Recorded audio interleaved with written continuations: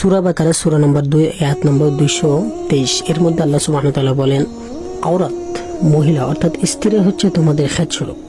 তোমরা এই ক্ষেত্রে যেদিকে ইচ্ছে ওদিক দিয়ে প্রবেশ করতে পারো, দাখিল হতে পারো, মেলামেশা করতে পারো, অর্থাৎ সামনের দিক দিয়ে হোক অথবা পিছন দিক থেকে হোক। শর্ত হচ্ছে যেই জায়গাতে বাচ্চা পয়দা হয় ওই জায়গায় মেলামেশা করতে হবে, এছাড়া অন্য জায়গায় মেলামেশা করা হুরমত, হারাম।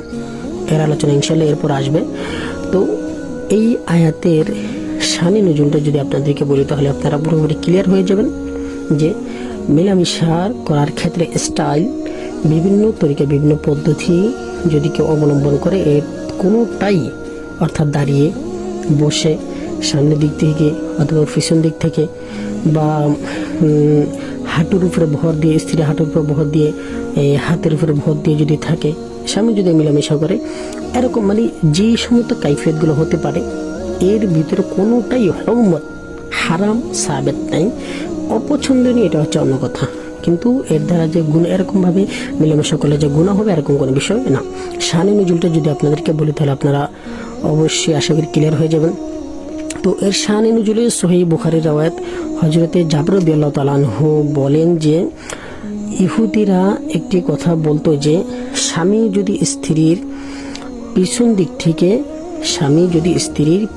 দিক থেকে দাঁড়িয়ে দাঁড়িয়ে মেলামেশা করে তাহলে বাচ্চা বেহেঙ্গা পয়দা হয়। বেহেঙ্গা বলতে অর্থাৎ চোখ টেরকা চোখ, বা হাত লুলা, বা প্রতিবন্ধী, বা চোখে বাঁকা, নাক বাঁকা, কান না থাকা, বিভিন্ন অঙ্গ প্রত্যঙ্গর এই ব্যাপারে যে সমস্ত কথাগুলো থাকতে পারে, এরকম কথাবার্তা যখন ইহুদিরা আলোচনা সমালোচনা করতেছিল, বলতেছিল, এই কথা আস্তে আস্তে সাহাবায়ে কেরামদের পর্যন্ত যখন পৌঁছলো, তখন সাহাবায়ে কেরামরা নবী করিম সাল্লাল্লাহু আলাইহি ওয়াসাল্লাম জিজ্ঞাসা করলেন, ইয়া রাসূলুল্লাহ, ইহুদিরা এরকম বলতেছে, এই ব্যাপারে আপনি কি বলেন? তো দর্শক, নবী করিম সাল্লাল্লাহু আলাইহি ওয়াসাল্লাম তখন আল্লাহ পাক রব্বুল আলামিন সূরা বাকারা সূরা নম্বর 2 আয়াত নম্বর 223 এর এই আয়াত যখন নাযিল করেন, এরপরে এই আয়াতটা বললেন। বলার পর নবী করিম সাল্লাল্লাহু আলাইহি ওয়াসাল্লাম বলতেছেন, স্ত্রী হচ্ছে তোমাদের জন্য খেতস্বরূপ। তোমরা সামনের দিক দিয়ে হোক অথবা পিছন দিক দিয়ে হোক, যেদিকে ইচ্ছে দিকে দাখিল, প্রবেশ করাতে পারো, জামা করতে পারো, অতি করতে পারো, মেলামেশা করতে পারো, সহবাস করতে পারো। তো শর্ত হচ্ছে যেই জায়গা দিয়ে বাচ্চা পয়দা হয় ওই জায়গায় হতে হবে, এছাড়া অন্য জায়গায় নয়। তো আবু দাউদের মধ্যে হযরতে আব্বাস রাদিয়াল্লাহু তাআলা আনহু একটি রওয়ায়াত বলেন, বর্ণনা আছে যে ওনার থেকে, উনি বলেন যে রওয়ায়াতটা অনেক লম্বা। তো আনসারী যারা আছে, তার মদিনাবাসী আছে, তারা ইহুদিদেরকে, আহলে কিতাব, তাদেরকে ফলো করতো রাসূল সাল্লাল্লাহু আলাইহি ওয়াসাল্লাম এর ইসলামী দাওয়াত পৌঁছানোর আগে তাদেরকে ফলো করতো। তো ইহুদিরা যেভাবে মেলামেশা করতো ওই জিনিসটাও তারা ফলো করতো। ইহুদিরা মেলামেশা করতো যে স্ত্রীকে চিৎভাবে শোয়ে, অর্থাৎ চেহারা উপরের দিকে দিয়ে, বুক উপরের দিকে দিয়ে চিৎ করে শোয়ে, তারপরে ইহুদিরা উপরে স্ত্রী গায়ের উপরে উঠে তারপরে মেলামেশা করতো। তখন আনসারীদের মধ্যে এই জিনিসটাও প্রচলন হয়ে গেছে। তারা এছাড়া অন্য পদ্ধতিকে হুরমত, নাজায়েজ মনে করতো, এছাড়া অন্য পদ্ধতিতে মেলামেশা করতো না, এটাকে বেশি প্রাধান্য দিত। তো মক্কাবাসী যখন মদিনা শরীফে গেলেন, মক্কাবাসীরা যখন আনসারী মেয়েদের সাথে বিবাহ বন্ধনে আবদ্ধ হলেন, বিবাহ করলেন, তখন একজন আনসারী মেয়ে মক্কাবাসী আনসারী মেয়ের সাথে বিভিন্ন স্টাইলে, হযরত আব্বাস রাদিয়াল্লাহু তাআলা আনহু বলেন যে মক্কাবাসী বিভিন্ন স্টাইলে, অর্থাৎ চিৎ করে সবাই, আর তারপর পিছন দিক থেকে দাঁড়িয়ে দাঁড়িয়ে, বসে বসে, অর্থাৎ বিভিন্ন স্টাইলে, যেরকম যত প্রকারের স্টাইল, ধরন, কাইফিয়ত হতে পারে ওরকম স্টাইলে, শুধুমাত্র যেই জায়গায় দিয়ে বাচ্চা পয়দা হয় ওই জায়গায় দিয়ে তারা মেলামেশা করতো। তো স্টাইল, তরিকা বিভিন্ন প্রকারের থাকতো।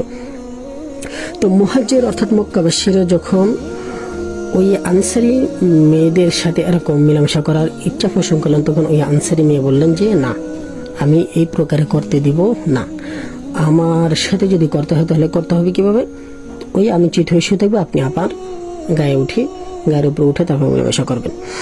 তখন এক পর্যায়ে উভয় পক্ষে ঝগড়া বিভেদ যখন লেগে গেছে, তখন এই কথা নবী করিম সাল্লাল্লাহু আলাইহি ওয়াসাল্লামের কাছে যখন আসলেন, তখন আল্লাহ সুবহানাহু ওয়া তাআলা এই আয়াত নাজিল করে দিয়েছেন এবং নবী সাল্লাল্লাহু আলাইহি ওয়াসাল্লাম তাদেরকে বলে দিয়েছেন যে স্ত্রী হচ্ছে তোমাদের খেচ্ছর, তোমরা যেদিকে ইচ্ছা ওদিক দিয়ে প্রবেশ করাতে পারো, দাখিল করাতে হতো, কিন্তু শর্ত হচ্ছে বাচ্চা পয়দা হওয়ার যে স্থান আছে, জায়গা আছে শরমগা, ওই জায়গায় দিয়ে হতে হবে। এছাড়া অন্য কোনো জায়গায় দিয়ে মিলামেশা করা জায়েজ দিয়ে হরমত।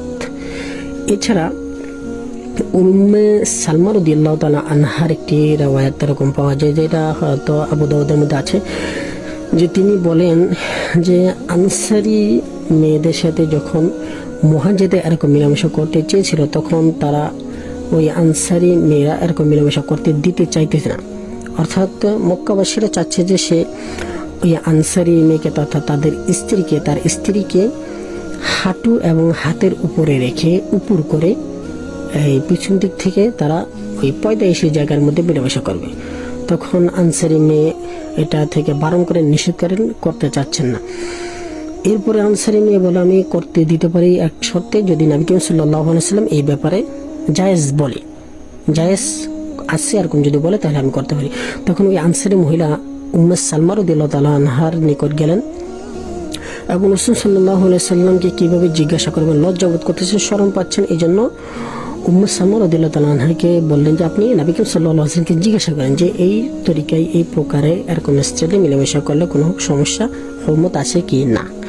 তখন নবী করিম সাল্লাল্লাহু আলাইহি ওয়াসাল্লাম ওই আয়াত তেলাওয়াত করলেন, সূরা বাকারা সূরা 90 আয়াত নম্বর 223 আয়াত তেলাওয়াত করে বলে দিলেন যে মহিলারা, স্ত্রীরা হচ্ছে তোমাদের খেচ্ছর, তোমরা যেদিকে ইচ্ছা দিকে প্রবেশ করাতে পারো, মিলামেশা করতে পারো, অতি জামা সহবাস করতে পারো, এদের কোনো হরমত সাবেত নেই। কিন্তু কেউ যদি এই তরিকা দাঁড়িয়ে বসে বিভিন্ন স্টাইলে যদি না করে, এটা তাদের ব্যক্তিগত ব্যাপার। কিন্তু আমি বলতে চাইছি যে এটার কোনো হরমত না, হারাম বা এরকম কিছু না, বা গুনাহ হবে যে এরকম কোনো কিছু না, বা এর দ্বারা যে বাচ্চা, অন্ধ, ল্যাংড়া, লুলা, আতো বা বোবা বা যে সমস্ত জিনিসগুলো আমাদের সমাজের মধ্যে প্রচলিত আছে বলে মানুষ, ওরকম কোনো বিষয় নয়। যদি থাকতো সময় তো দর্শক, আল্লাহ সুবহানাহু ওয়া তাআলা এই জিনিসটাকে কোরআনে পাকের মধ্যে বর্ণনা করতেন না।